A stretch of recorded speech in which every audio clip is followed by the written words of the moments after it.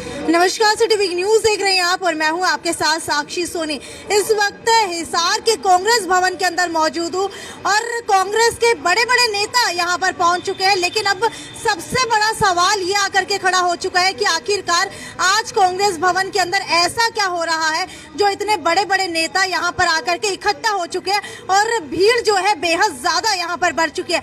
हालांकि आपको बता दूं कि आज जो है कांग्रेस का 137वां स्थापना दिवस यहां पर मनाया जा रहा है और इसी को लेकर के आज भीड़ यहां पर इकट्ठी हो चुकी है। लेकिन सबसे बड़ी बात गौर करने वाली ये भी है कि अंदर जाकर के जो भी लोग आप देख पा रहे हैं, किसी ने भी मास्क नहीं लगाया है, कोरोना प्रोटोकॉल को फॉलो नहीं किया है। हालांकि तीसरी लहर को बुलावा देने की तैयारी यहां पर कर ली गई है। चलिए आपको अंदर जाकर के दिखाते हैं कि क्या कुछ जो है तैयारियां यहां पर कांग्रेस भवन के अंदर की गई है। हालांकि राजनीति के अंदर सबसे पहला मुद्दा कोरोना का ही उठाया जाता है, लेकिन कोविड की पालना यहाँ पर नहीं हो रही है। तो चलिए आपको अंदर जाकर के दिखाती हूँ कि क्या कुछ जो है तैयारियां यहाँ पर हो रही है, क्योंकि मैं भी अब अंदर जा रही हूँ तो मास्क लगा लेती हूँ। तो चलिए एक बार चाहूंगी कैमरामैन जो है अंदर की तस्वीरें आपको दिखा दे।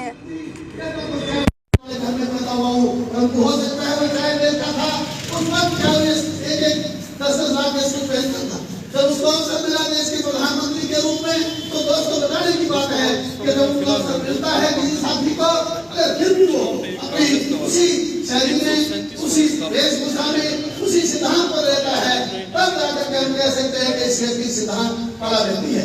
अनेक बातें मैं आपके बीच में कहता दोस्तों। इसके साथ साथ मैं एक बात और कहूँगा, ये कहते हैं कि अनपढ़ व्यक्ति भी कई बार उसके पास कांग्रेस के बारे में ज्ञान होता है। मेरे पिता शिवतीय रसिए पिता के पास में बैठा था, भारतीय जनता पार्टी की तारीफ कर रहे थे लोग। मेरे पिताजी ने उस वक्त कहा कि तुम कहते हो कांग्रेस पार्टी भ्रष्ट है। अरे मोतीलाल नेहरू से लेकर के आज तक तो हमारा इस नेहरू खानदान का जो इतिहास है, एक दिन भी बता देते लंबे शासन में और देश की आजादी से पहले भी उनका योगदान है।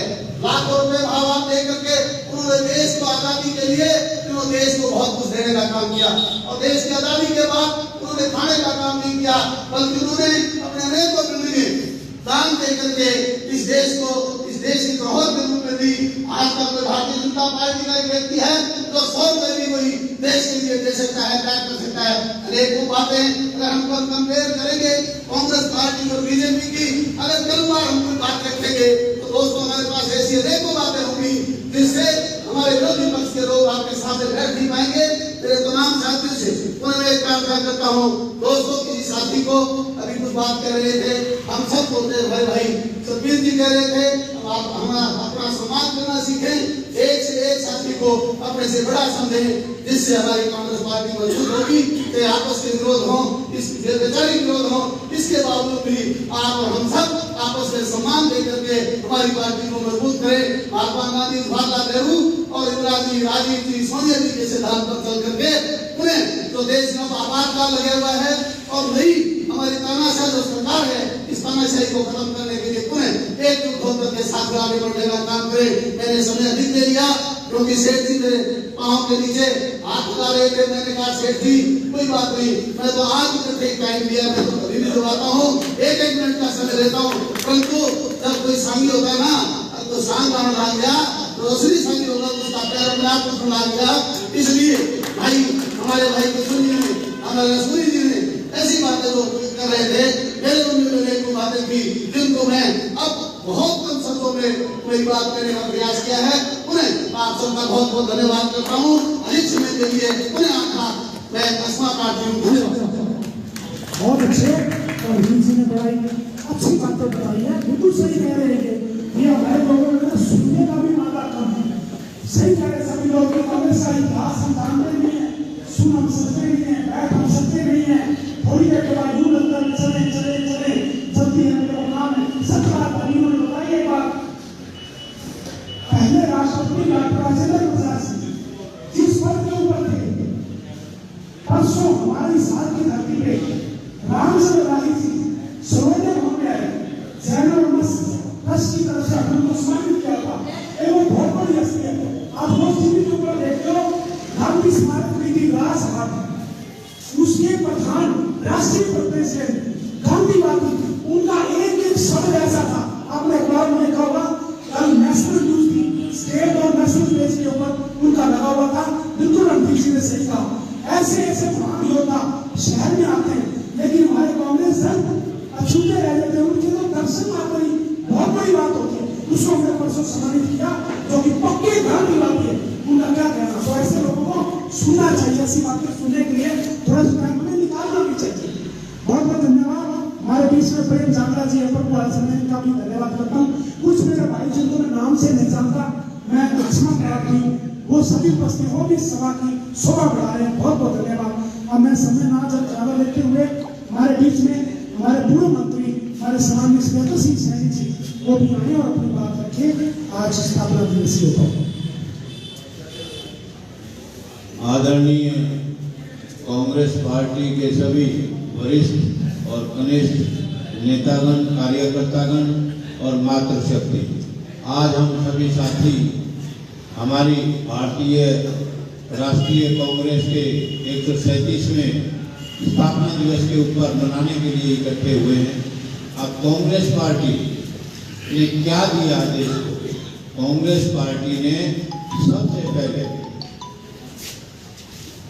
हमारे देश को आज़ादी दिलवाई, और आज़ादी का जो आंदोलन था उसका नेतृत्व महात्मा गांधी जी ने किया।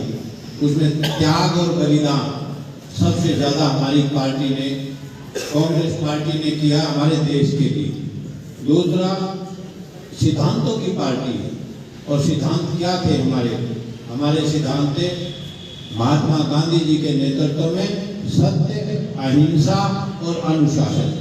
तीन चीजें ऐसी थी जिसके ऊपर चलकर इतना लंबा आंदोलन और इतनी बड़ी ताकत, अंग्रेजों के हुकूमत को ये कहते हैं कि उसके राज में, उसके शासन में कभी सूरज नहीं छिपता था। मतलब यहाँ उसका राज था तो वहां भी राज था, तो कभी सूरज नहीं छिपता था अंग्रेजी के शासन में। इतनी बड़ी तानाशाह सरकार को, इतनी बड़ी जुल्मी सरकार को किस हथियार से, सत्य, अहिंसा और अनुशासन के हथियार से उन्होंने यहाँ से आज़ादी दिलवाई, हमारे भारत को आज़ादी दिलवाई। उसके बाद हमारा भारत का नवनिर्माण किया, तो हमारे देश का नेतृत्व किया हमारे पहले प्रधानमंत्री पंडित जवाहरलाल नेहरू, और उन्होंने ऐसी ऐसी योजनाएं चलाई जिससे आज हमारा भारत बहुत ऊंचे तक गया। उसके बाद नेतृत्व हमारा लाल बहादुर शास्त्री जी ने किया। उन्होंने नारा दिया जय जवान जय किसान का, जो आज भी सार्थक है। और उसके बाद हमारे देश का नेतृत्व किया प्रधानमंत्री स्वर्गीय इंदिरा गांधी जी ने, जिसने दुश्मन के दो टुकड़े कर दिए, पाकिस्तान के पश्चिमी पाकिस्तान और पूर्वी पाकिस्तान, बांग्लादेश को एक नया वो बना दिया। और उन्होंने सारे देश में निजीकरण को खत्म करके राष्ट्रीयकरण किया, बैंकों का राष्ट्रीयकरण किया, जिससे गरीब। ये सीधी लाइव तस्वीरें आप हिसार के कांग्रेस भवन से देख पा रहे हैं। हालांकि अब कुछ ही समय के अंदर आपको बता देती हूं कि 137वां स्थापना दिवस मनाया गया है। हालांकि कुछ ऐसी भी खबरें आ रही हैं कि सोनिया गांधी जब झंडा फहराने के लिए गई तो वो झंडा जो है नीचे गिर गया। हालांकि अब बात आती है कांग्रेस पार्टी की, तो इसको लेकर के जो है मेरे साथ यहाँ पर अश्वनी शर्मा जी मौजूद है। अश्वनी जी, सबसे पहले ये बताइए आज इतना बड़ा आयोजन किस वजह से किया गया है? देखिए, आज समूचे राष्ट्र में, पूरे भारतवर्ष में भारतीय राष्ट्रीय कांग्रेस का 137वां स्थापना दिवस समारोह बड़े हर्षोल्लास के साथ मनाया जा रहा है।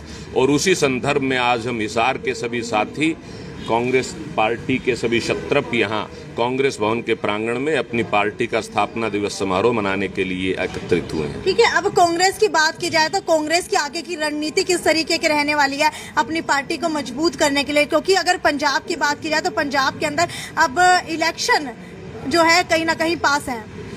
देखिए, निश्चित तौर पर मैं ये बात दावे के साथ कह सकता हूं कि जिस प्रकार हमारे पंजाब प्रांत के मुख्यमंत्री आदरणीय चरणजीत सिंह चन्नी जी जिस प्रकार दबे कुचले गरीब, दलित और पिछड़े वर्ग, किसान की बात हो, बिजली पानी व्यवस्था की बात हो, शिक्षा स्वास्थ्य की बात हो, उनको लेकर जिस संजीदगी के साथ वो पंजाब प्रांत को लेकर आगे बढ़ रहे हैं। निश्चित तौर पर जो फरवरी माह में विधानसभा के चुनाव 5 राज्यों में होने जा रहे हैं, जिसमें से पंजाब भी एक प्रांत है, मैं समझता हूं कि कांग्रेस पार्टी पूरे बहुमत के साथ एक बार पुनः पंजाब की जनता की सेवा करने का अवसर जो है कांग्रेस पार्टी को मिलेगा और कांग्रेस पार्टी पूर्ण बहुमत के साथ अपनी सरकार। आपकी ही पार्टी के पूर्व मुख्यमंत्री थे, हालांकि उनको हटाया गया पद से, उसके बाद उन्होंने अपनी नई पार्टी बनाई। अब वो भाजपा के साथ गठबंधन के अंदर चुनाव लड़ने वाले हैं, तो क्या लगता है कितनी मुश्किल होगी और कितनी टक्कर दे पाएंगे?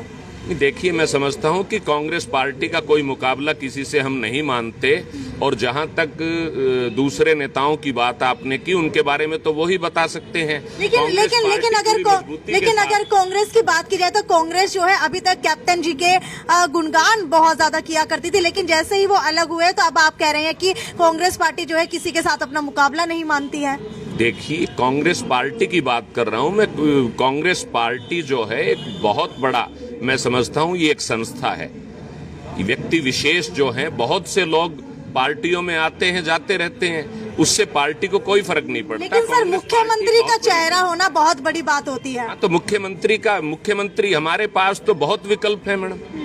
आज मैंने आपको बताया ना कि चरणजीत सिंह चन्नी के रूप में, मुख्यमंत्री के रूप में जिस प्रकार पंजाब की जनता को अपनी सेवाएं प्रस्तुत कर रहे हैं, निश्चित तौर पर कोई इसका सानी नहीं है। और मैं समझता हूं कि हम 2/3 बहुमत के साथ एक बार फिर पंजाब प्रांत में सरकार बनाने जा रहे हैं। ठीक है, अगर बात की जाए किसानों की, तो अब किसानों ने भी अपनी नई पार्टी बना ली है और सीएम पद के कैंडिडेट की घोषणा भी कर दी है। तो क्या लगता है कि कितना चुनौतीपूर्ण जो है ये चुनाव रहेगा? क्योंकि अगर पंजाब के वोट बैंक की बात की जाए, किसानों के वोट बैंक की बात की जाए, तो लगभग 1/3 हिस्सा जो है किसानों का है वहां पर। और अब बात कर ली जाए किसान आंदोलन की, तो एकजुटता कहीं ना कहीं दिखाई भी दी थी। देखिए, मैं आपकी बात से सहमत हूं। जहां तक कांग्रेस पार्टी की बात है, ये जो 1 वर्ष तक भारतवर्ष में किसान आंदोलन चला, किसानों की हकूक की लड़ाई में, किसान की फसल व नस्ल की लड़ाई में कांग्रेस पार्टी का एक सिपाही, अखिल भारतीय कांग्रेस कमेटी की अध्यक्षा आदरणीय श्रीमती सोनिया गांधी, श्री राहुल गांधी जी के नेतृत्व में, अन्य वरिष्ठ नेताओं के नेतृत्व में एक कांग्रेस पार्टी का कार्यकर्ता जो है वो किसान आंदोलन में सक्रियता से लगा रहा, और किसानों की इस लड़ाई में कांग्रेस पार्टी सदैव कंधे से कंधा मिलाकर उनके साथ थी।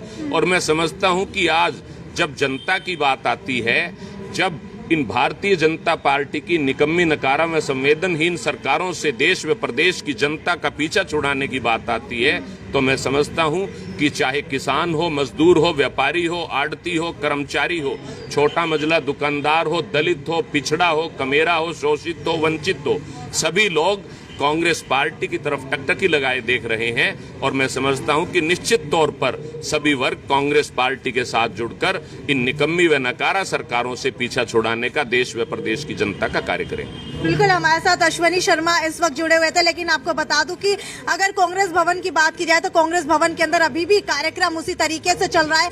लेकिन अब बात आती है पंजाब के इलेक्शन की, कि आखिरकार पंजाब के इलेक्शन के अंदर क्या कुछ होने वाला है।